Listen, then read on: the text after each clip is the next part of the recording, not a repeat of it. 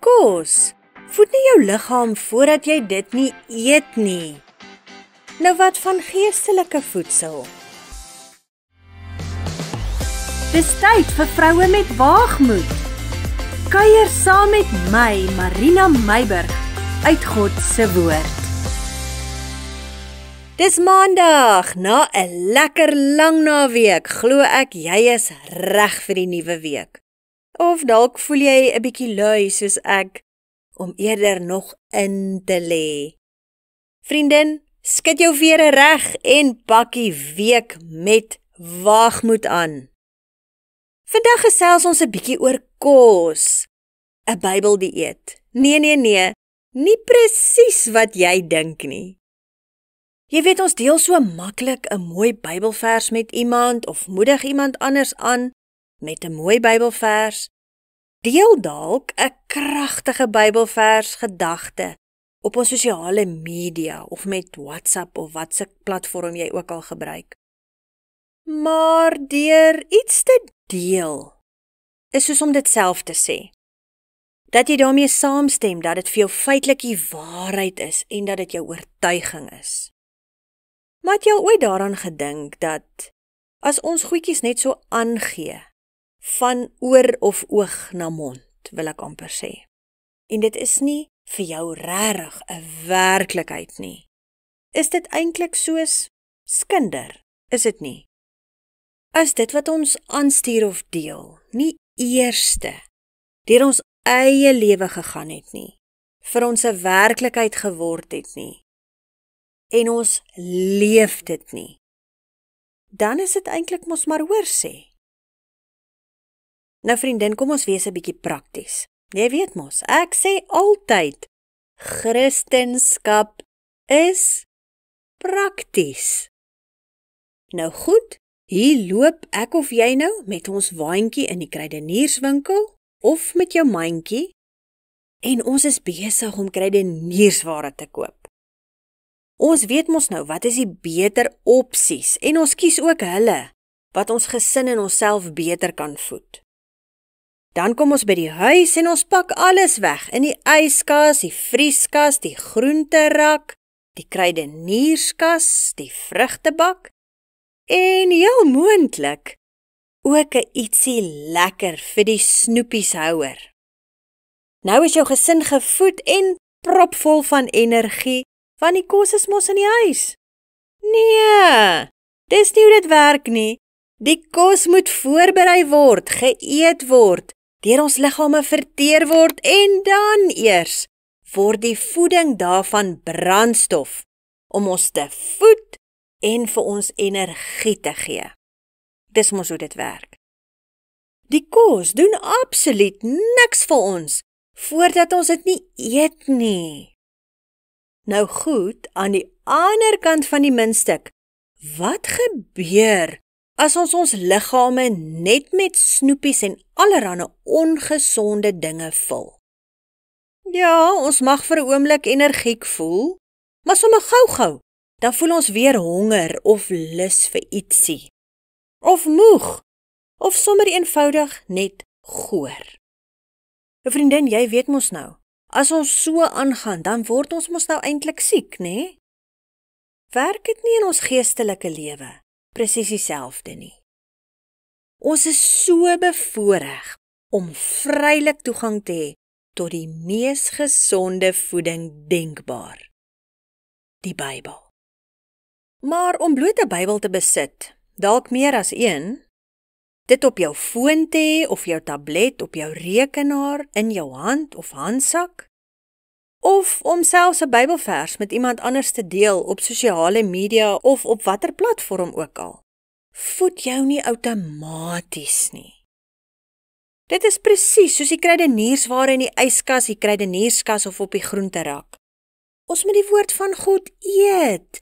En by eet bedoel ek, lees dit, bestudeer dit, mediteer daaroor, laat die woord insink en verteer dit soos wat jou liggaam kos verteer, om dit eindelik in brandstof te verander. Laat die woord vir jou brandstof word, vriendin, Met ander woorde, laat dit vir jou lewendig word. Dit is wanneer die woord vir jou lewend raak en wanneer jy Bybelverse wel deel, dat dit soos jou eie woorde word. En nie hoor sê aanstuur gedagtes is nie. Hoekom sê ek so?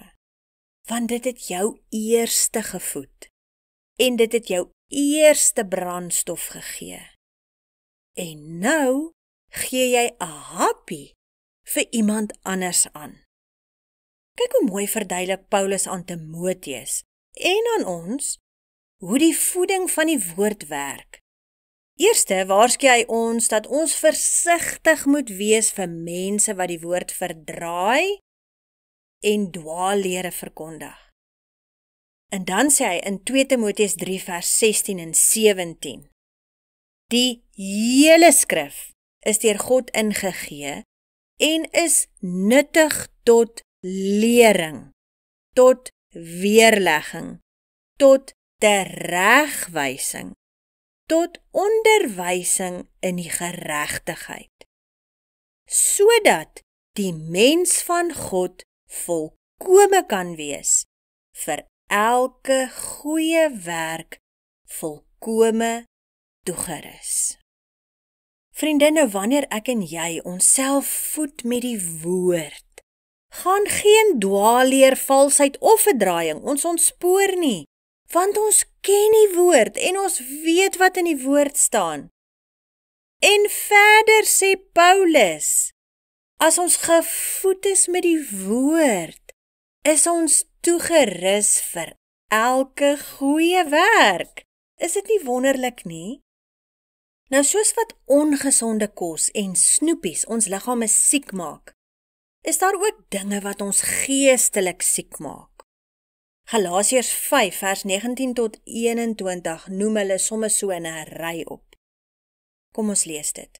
En die werke van die vlees is openbaar, naamlik oorspel, hoerery, onreinheid, ongebondenheid, afgodery, towery, vyandskap, twis, jaloersheid, toornigheid, naaiwer, tweedrag, partyskap, afguns, moord, dronkenskap, brassery en dergelike dinge. Vriendin, die werke van die vlees vernietig ons, punt. Dit maak ons geestelike wandel siek en dit lei tot die dood. Die woord is baie duidelik wat hierdie dinge betref, so dis nie eintlik nodig om verder daarop uit te brei nie. Maar wat ek wel hierby vir jou wil bysê, is dit. Al eet ons gesonde kos, die woord, maar ons eet net eenmal 'n week, of eenmal 'n maand, of dalk net af en toe wanneer ons in die kerk kom, of by 'n begrafnis dalk. Is dit gesonde kos? Maar ons gaan nie kan groei van daai kos nie. Dit sal ons dalk ampertjies aan die lewe hou, maar eintlik ook nie. So dis belangrik dat ons die gesonde kos, die woord, elke dag moet eet om ons gesond te hou. So vriendin, jy weet presies waar jy staan ten opsigte van geestelike voeding in jou lewe. As jy die woord reeds eet en dit gereeld eet, en geestelik gesond is, doen so voort. Dan weet jy ook wat om te doen, as jy jouself tans nie genoeg geestelik of enigsins geestelik voed nie. Ek wil jou aanmoedig om daadwerklik 'n lewensveranderende besluit te neem, om geestelik beter, of dan nou meer gereeld, en gesond te eet. Dis absoluut tot jou voordeel. Kom ek bid vir jou. Vader, ek dank U vir U woord, 'n lewende en 'n aktiewe bron van geestelike voeding vir ons. Ek vra dat U Uself openbaar deur die woord, soos ons dit eet, en dat ons lewens daardeur getransformeer sal word. Volkome toegerus vir elke goeie werk, soos U woord sê. Ek loof U in Jesus naam. Amen.